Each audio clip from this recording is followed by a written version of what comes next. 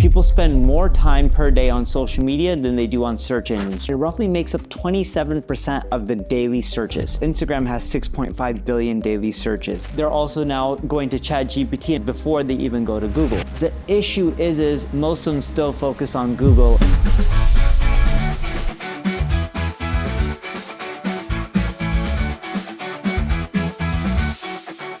Salut à tous, aujourd'hui on se retrouve pour un épisode spécial. On est toujours au SEO Summit et on tourne dans un lieu incroyable sur la scène. Et aujourd'hui on reçoit un invité de marque et donc c'est ce qui va expliquer qu'on va switcher à l'anglais puisqu'aujourd'hui on reçoit Neil Patel.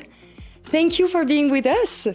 Thank you for having me. So Neil Patel is doing a masterclass for the SEO Summit and a conference tomorrow, right? Yes. You're opening the summit for us tomorrow. Yes. Thank you for being here. I'm also with Nelly Kempf that works with me on Next Gen SEO. So we have a lot of subjects together.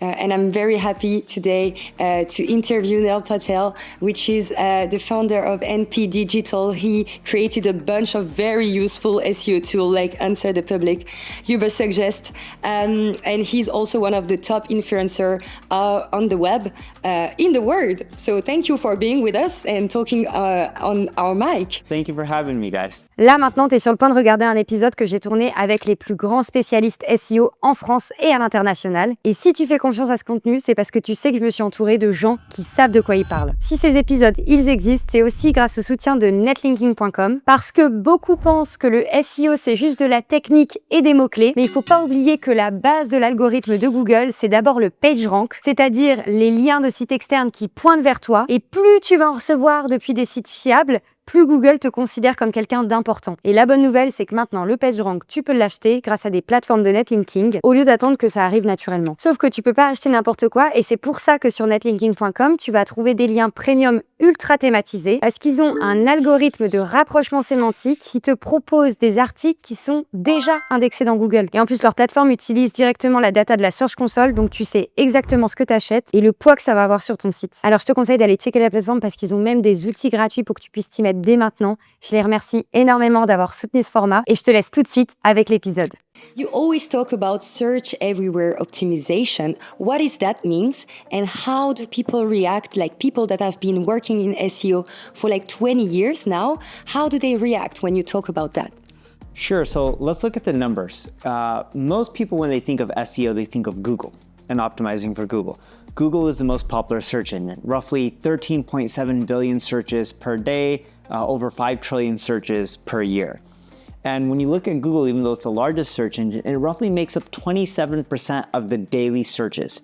So for example, Instagram has 6.5 billion daily searches. Amazon, I believe, at 3.5 billion daily searches. I believe YouTube is around 3.3 billion searches. Even like the Apple App Store, you know, when you're downloading apps, 500 plus million searches per day. It's a lot. And it doesn't stop there. From ChatGPT has over 1 billion searches a day. Claude, not as popular here in France yet, but within the next year, I believe it's going to be extremely popular. And when you look at all these platforms, most SEOs want to focus on Google, sometimes Bing, but if you look at the patterns, we search on Instagram, we search on ChatGPT, we search on the Apple App Store. If you optimize a business to be everywhere, you're much more likely to generate sales because online experiences typically start with a search, but that doesn't mean the search is on Google. People spend more time per day on social media than they do on search engines, traditional search engines. They're also now going to ChatGPT in many cases before they even go to Google. So if you optimize for your business and your products and services to be found everywhere, you're much more likely to do better. SEOs agree with that. The issue is most of them still focus on Google and ignore the other channels, even though they understand the concepts. So what would be the playbook basically for a traditional SEO, if I may call people like that, to adapt to those new strategies? Sure, so if you think about traditional SEO, you're optimizing for algorithm. There's an algorithm for Google, there's an algorithm for ChatGPT, there's an algorithm for Instagram and Amazon, and the list goes on and on. There's a lot of similarities. They look at things like keywords. They look at things like structured data. They look at things like, your schema markup. They're looking at things like how many times is someone linking to you or mentioning your brand or searching for your brand, right, which would be brand queries on Google. And you just got to decipher the algorithms for each and every single platform that you want to optimize for. And then from there, go and create content for those channels. Yeah, that's very, very interesting. And I think maybe we can see those changes in France too, but it often feels like the US market is more mature when it comes to SEO in comparison to the French market. You just introduced the concept of messy middle, the non-linear research journey of a buyer on the internet. So do you see the different approach from keyword-based optimization to an entity-based optimization? Do you have any insights from the US that we can use in the French market? I do. If you go back many, many years ago, the French market was years behind the US market. Because of technology and how easy it is to learn on places like YouTube, because the government here in France is encouraging more startups, you're seeing more money going into education and learning and the whole ecosystem here. France is actually not that behind of the US when it comes to implementing a lot of these technologies. For example, Claude is extremely popular in the US right now, and I believe it'll overtake ChatGPT in revenue within 2026, worst case, maybe early 2027. And in France, when I talk to majority of the companies, because I come here often, because we have offices here, majority of the companies only use ChatGPT and they don't really use Claude yet. You give it 6 months to a year, they will adapt Claude and it'll be extremely popular here in France. So we don't see too much of a difference from business, marketing, goals, and objectives, because the French are very smart. They look for ROI, revenue, they want results-driven campaigns. And you have some of the biggest companies in the world that are based here, such as LVMH. But the big thing is it just takes time for them to adapt the technologies and the strategies and the playbook.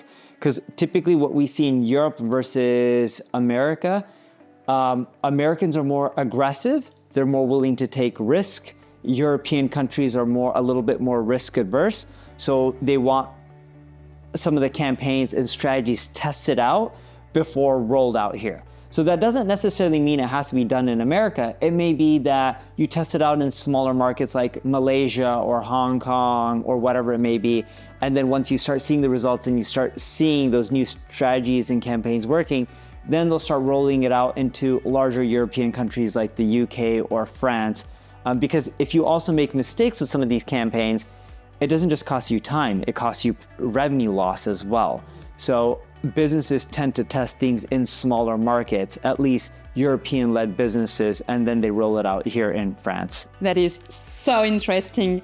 We're gonna have to finish now because you have a masterclass coming in a few minutes. So thank you very, very much for your time. It's all aligns with what we are trying to develop here in France. So we are very, very happy to have you here say that. And thank you again for your time, and let's enjoy the SEO and GEO Summit. Thank you guys for having me. Thank you for being with us and subscribe to the channel. Abonnez-vous à la chaîne pour ne pas manquer les prochains épisodes avec les prochains invités. Merci. Thank you.